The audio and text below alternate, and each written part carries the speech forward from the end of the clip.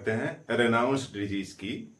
उसके पीछे का कारण क्या है उसको समझते हैं, फिर समझ लेंगे कि कौन सी होम्योपैथिक दवा किस तरह से लिया जाए।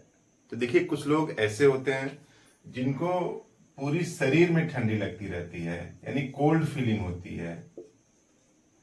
तो एक तो ये लोग हैं, और दूसरे लोग ऐसे हैं कि उनके कुछ स्पॉट पर, थोड़ी एरिया पर, स्पॉट पर नंबनेस, सुन्नपन महसूस होता है और ठंडा भी लगता है। तो ठंडा भी लगे और नंबनेस महसूस हो, तब इसको रेनाउंस्ड डिजीज बोलते हैं। और पूरे शरीर में ठंडा लगता है तो अलग काज है। कभी किसी वीडियो में इसकी भी बात होगी कि पूरे शरीर में ठंडा लगता है तो उसका कारण क्या है। अभी हम लोग बात करते हैं कि छोटे से एरिया में, शरीर के स्किन के छोटे से पार्ट में, छोटे से एरिया में सुन्नपन लगता है और ठंडापन लगता है। तो देखिए, ऐसा सेंसेशन कई लोगों को होता है। कमेंट बॉक्स में कुछ लोग लिख रहे थे कि इस टाइप का वीडियो बनाया जाए। तो इस डिजीज को बोलते हैं रेनाउंस्ड डिजीज ना। और खास बात, इसका काज अननोन है, अननोन एटियोलॉजी का है। यानी साइंस इतनी प्रगति के बावजूद इस बीमारी का कारण अभी तक खोज नहीं पाई है कि एग्जैक्ट कारण क्या है। प्रोबेबिलिटी, संभावना व्यक्त की जाती है कि इस कारण से होता होगा। तो numbness and cold feeling in some part of body, body के कुछ पार्ट में नंबनेस, सुन्नपन लगता है जैसे कि, और दूसरे एरिया के रिलेशन में वहां पे सेंसिटिविटी क्या हो गई है, कम हो गई है, और ठंडा भी प्रतीत होता है। एग्जैक्ट काज अननोन, किस कारण से होता है, एग्जैक्ट काज क्या है ये पता नहीं है। संभावना व्यक्त की जाती है कि लूपस हो सकता है, एक स्किन डिजीज है, या फिर स्क्लेरोडर्मा हो सकता है, या फिर इनकी डिफिशियंसी, खास तौर से मैग्नीशियम डिफिशियंसी भी हो सकती है। तो इस तरह से कुछ कॉमन काज हो सकते हैं, संभावना व्यक्त की जाती है। तो देखिए, जो लूपस है या फिर स्क्लेरोडर्मा है, ये स्किन से डिजीज है, स्किन की डिजीज है। तो इसमें बेसिकली होता क्या है कि जैसे मान लीजिए स्किन है, इस पोर्शन पर पूरा एक सर एरिया में रेडनेस हो जाता है, इचिंग हो सकती है, बर्निंग हो सकती है। तो स्क्लेरोडर्मा है। अगर ये स्क्लेरोडर्मा या फिर लूपस शरीर के किसी फैक्टर की वजह से बाहर नहीं निकल पाया, यहाँ पे अंदर ही रह गया, तो जो बाहर आ जाता तो उसका एक्सप्रेशन दिखता। जो अंदर है, लूपस या स्क्लेरोडर्मा का जो दबा हुआ फॉर्म है, इस कारण से भी हो सकता है। कोई विटामिन डिफिशियंसी हो तो भी हो सकता है, या फिर मैग्नीशियम की डिफिशियंसी हो। तो देखिए, जो लूपस और स्क्लेरोडर्मा बाहर नहीं निकल पाया उस कारण से भी, और मैग्नीशियम की डिफिशियंसी और विटामिन की डिफिशियंसी। तो देखिए, मैग्नीशियम, जो जितने भी प्लांट्स होते हैं ना, प्लांट्स की पत्तियों में एक पिगमेंट पाया जाता है जिसको क्लोरोफिल बोलते हैं। अब क्लोरोफिल में ढेर सारा मैग्नीशियम होता है। जैसे हीमोग्लोबिन होता है, हीमोग्लोबिन के सेंटर में आयरन होता है। तो जैसे आयरन की कमी हो जाती है तभी हीमोग्लोबिन कम बनने लगता है।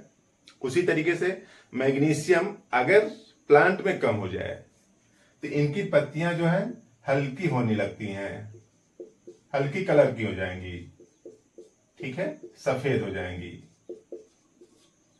तो हल्की कलर, सफेद होना एक इंडिकेट करता है कि प्लांट में मैग्नीशियम की कमी है। ठीक वही बात ह्यूमन के लिए अगर बात करें तो जो रेनाउंस्ड डिजीज है, इसमें उस पोर्शन पे जहां पे ठंडापन या फिर नंबनेस महसूस हो रहा है, उसका कलर कुछ लाइट हो जाएगा, हल्का कलर हो जाएगा। बगल वाले के तुलना में, बगल वाली स्किन की तुलना में वो थोड़ा सा हल्का हो जाएगा, लाइट कलर का हो जाएगा, और वहां पे नंबनेस महसूस होती रहेगी।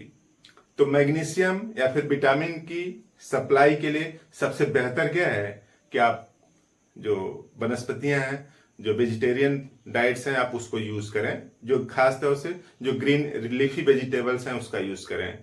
तो मैग्नीशियम और कई विटामिन मिनरल बॉडी को मिलते रहेंगे और नेचुरल फॉर्म से मिलेंगे, तो कोई दिक्कत नहीं होगी और शरीर की जो कमी है वो पूरी हो जाएगी। तो जो नंबनेस ठंडापन लग रहा है कुछ एरिया में, उससे निजात मिल सकती है। तो इस तरह से स्किन में व्हाइट और lighter colour, skin light colour की हो जाती है, हल्की कलर की हो जाती है। और कारण क्या है अगर उसकी बात करें तो देखिए, अगर किसी एक एरिया में, यहां पे इस तरह से मान लीजिए ये पैर है, इस तरह से ऐसे, यहां पे इस एरिया में ठंडापन लग रहा है, तो प्रोबेबल कारण क्या है कि यहाँ की जो आर्टरी और वेन्स हैं वो कंस्ट्रिक्ट कर जाती हैं। पतली आर्टरी वेन कंस्ट्रिक्ट कर जाना मतलब सिकुड़ जाती हैं, तब जब उनको कोल्ड रिस्पांस मिलता है, जब ठंडेपन का एहसास होता है तो अपने आप सिकुड़ जाती हैं। और सिकुड़ जाने की वजह से क्या होगा, जैसे यहाँ पे सिकुड़ गई तो इस एरिया में क्या होगा, ब्लड सप्लाई कम आएगा, और जब ब्लड सप्लाई कम आएगा तो सीधी सी बात है कि ऑक्सीजन कम आएगा, और जब ऑक्सीजन कम आएगा तो एनर्जी कम बनेगी, यानी एटीपी कम बनेगी, तो निश्चित है ठंडा लगेगा। यानी यूं समझ लीजिए कि बॉडी के किसी पोर्शन में किसी फैक्टर की वजह से, जो लिखे हैं इन्हीं सब फैक्टर की वजह से ब्लड सर्कुलेशन कम हो गया है।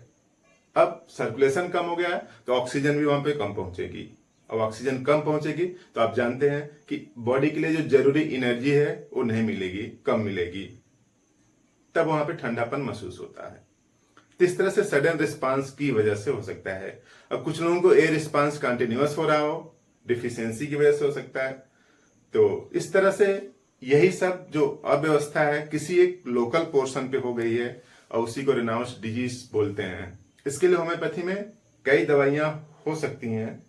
उसमें से एक दवा की अगर हम लोग बात करें, जो कि बोरिक मेडिका में क्लियर कट लिखा है, अगर आप उसको पढ़ेंगे तो लिखा है कि राउंड्स डिजीज में ये मेडिसिन यूज की जाती है, और उस मेडिसिन का नाम है इस तरह से